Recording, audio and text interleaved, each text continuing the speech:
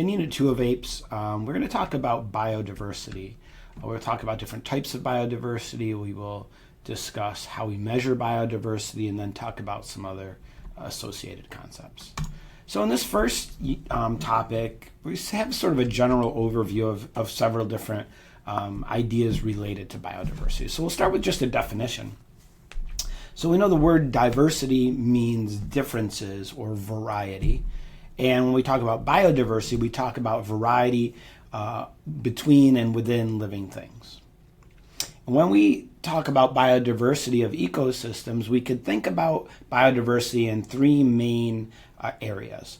We could think about the ecosystem diversity, species diversity, and then genetic diversity. And we'll talk about each of those in order as we begin. So if we start on the smallest scale, we have what we call genetic diversity. This is diversity that's within a population of organisms. So we know that living organisms vary in terms of their genes, in terms of their DNA makeup. And different species, different populations could have more or less genetic diversity within the species. And what we think of generally is that the greater the genetic biodiversity of a species, the more resilient it can be. If there's a wide variation of genetic traits within a given population, then it's more likely that there are variations that allow the populations to survive stress, to survive predators or infections, things like that. So higher genetic diversity typically indicates a more resilient population. What are the things that change genetic diversity? Well, the things that increase genetic diversity are things that you've learned about probably in living environment biology courses. That why is there genetic diversity between organisms in a population? Well, mutations are one reason. Okay, as cells copy themselves, there are random mutations that take place, changes to the genetic code, and that alters the DNA and increases genetic diversity. In sexual reproduction, we know that chromosomes are sorted and recombine from two different parents, shuffling the deck of the genetics of the organism, crossing over further increases that diversity within the genes. And so that recombination of sexually reproducing organisms also tends to increase genetic diversity. There's also factors that can decrease genetic diversity, and they could be things like genetic drift in a small population of organisms, the bottleneck effect, and also the founder effect. And I'll show you those in a minute. So genetic drift is just a random change in genetics that can really have an impact on small populations. In large populations, there's enough diversity that there might be shifts due to just random chance, but those shifts don't make an enormous impact on the population as a whole. But if we have a really small population, as we see down here, that just randomly shifts, we know that diversity can be decreased because there's so few organisms, there's not a repository of those other genetic variations. And so small populations are vulnerable to genetic drift. The bottleneck effect is a lot like the founder's effect, which we'll talk about next. But if there is a population, a large population that has a lot of genetic diversity, if there's a population bottleneck, if the population for some reason is suddenly reduced significantly due to predators or disease or resource availability, depending on the genetic makeup of the survivors, as we see here, if they're able to reconstitute the population, it's going to significantly change that population and can reduce the genetic diversity of the population if you compare the before and after this bottleneck effect. And then in a similar way, the founder's effect, if you have a subset of a large population that breaks off and colonizes a new area, moves to an island or something, the genetic makeup of those organisms will have a significant impact on the genetic diversity on the newly colonized area. So again, where we have this genetic diversity in the mainland, If the subset of individuals that form the new population has less genetic diversity, the resulting population will also have lower genetic diversity.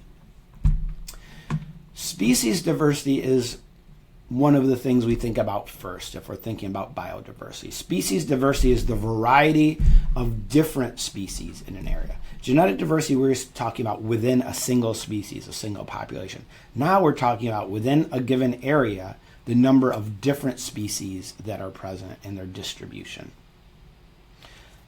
Like genetic diversity conveys resilience in a population, species diversity also provides resilience to the ecosystem. If you have lots of different species, then the ecosystem, we say, typically is more stable, more resilient, more resistant to changes. So to talk about species diversity, we need to define species. So we define a species as a group of organisms that can interbreed with the other individuals in the group and also produce fertile offspring. That's the biological definition of a species. We've identified over 1 million species on Earth, but scientists predict that there's only about 20% that have been identified currently, and there's still another 80% that scientists haven't cataloged. And we can imagine species diversity if we look at this bottom graphic. We have, community 1 and community 2. Both communities have the same number of different species. There are 4 species in each of these ecosystems. So what we would say is that they have the same species richness. Species richness is just a simple number of how many species are there in a given area. So community 1 and community 2 in this diagram have a species richness of 4. But there's another factor we often consider when we're thinking about species diversity, and that's species evenness. So it's not just how many different species, but how relatively proportional are those number of different species? Are there even numbers of each of the 4? Are there very different numbers? That gives us an indication of species evenness. So community 1 has high species evenness. There's equal proportions of all 4 species. Community 2, however, does not have high species evenness. It is dominated by this tree that makes up 70% of the entire population. So that's the difference between species richness and species evenness. We often, and we will do this in an activity, try to quantify biodiversity, species diversity. And the way that this is often done is through various what we call indexes. A diversity index tries to mathematically factor in both species richness and species evenness and turn it into a single number. One measure or one index of species diversity that we will practice with is something called Shannon's diversity index. And so here is the equation for how you calculate that. And it looks complicated. It's not all that complicated. To calculate Shannon's diversity index, what you do is you have a data table where you've counted up how many there are, how many individuals of each species there are. We see the species A through E here, and we can see how many of each species there are. So there's 40 of species A, 22 of E, 20 of B, etc. So what we do first is we calculate the proportion of total individuals in that species. So 0.38 is the proportion of species A in the whole population.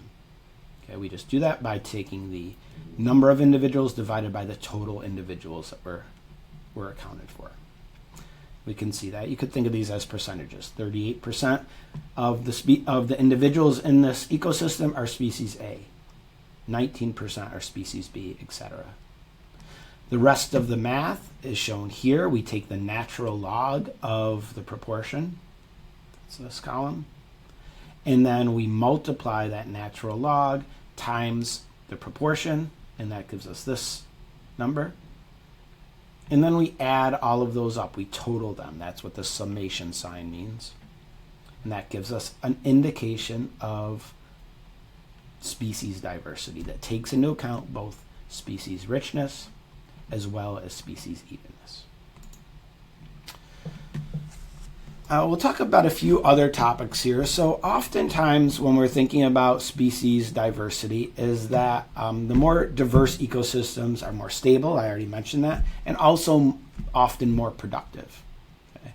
And so when we think about areas within the landscape, often what we see is the boundary between two different ecosystems often has the greatest diversity. So if we have a forest ecosystem here, a grassland here, this in-between area is called the ecotone.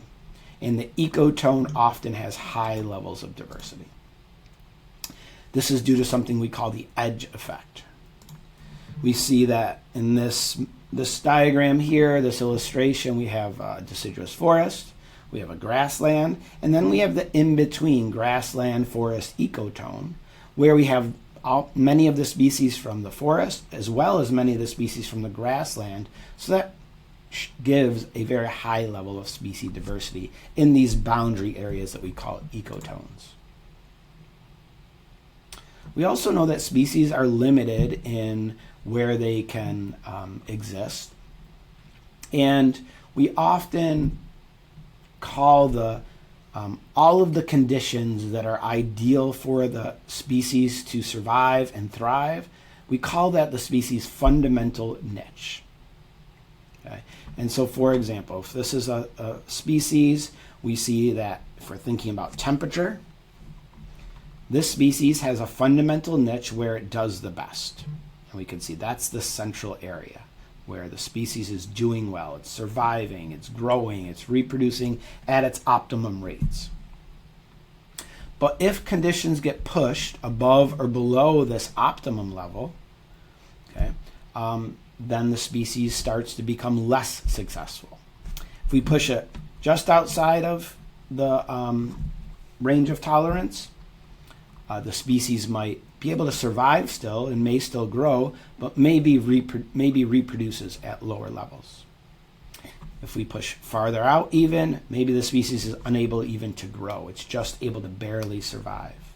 And then if we move well beyond the optimum temperature in this case, then we get to a point where the species can't even survive anymore. It cannot tolerate. It's outside of what we call the range of tolerance for this factor. There are also, besides abiotic components like temperature and oxygen levels, pH, etc., there are also biotic components of ecosystems that limit where species live, the number of species, the diversity, etc. Some of those biotic factors that influence diversity are, competition between multiple species, predators, disease. And so if we think about niche and fundamental niche, we know that species might have a wide range of tolerance. Realized niche is a term that we use for what actually happens when the species is living in an ecosystem with other species. Okay? And so what we see here in this diagram is a famous experiment, you'll learn more about this, of barnacles. Okay? And these barnacles, they live, sea urchins, not barnacles. They live along the intertidal zones. And so this thalamus can live all the way from the level of high tide to the level of low tide. That's its fundamental niche. But when it's in competition with another organism, we have that resource partitioning that we learned about in the last unit, where the thalamus takes up the higher portions of the intertidal zone, the semibalanus takes up the lower portions, and this then would be the realized niche, okay, of these organisms.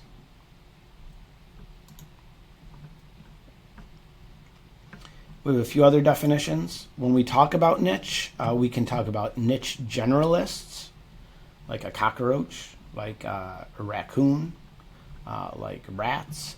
These are organisms can live under a large variety of conditions, biotic and abiotic.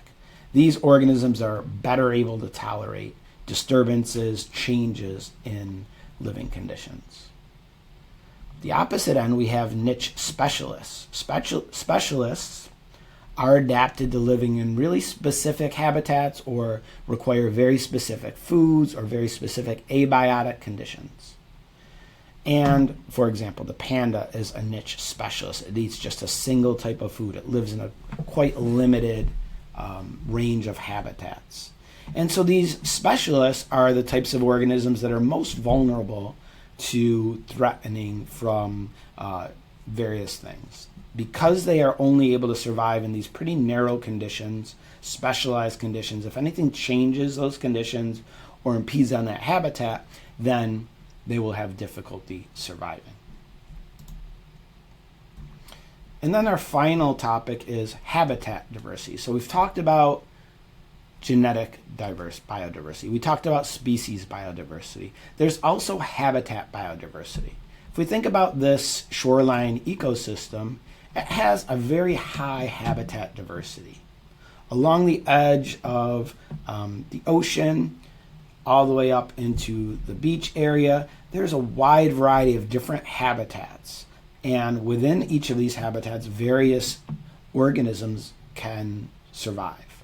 This ecosystem has a large variety of different niches which organisms can occupy. And we would say that this intertidal ecosystem has very high habitat diversity. There's lots of different areas in which living things can find a niche.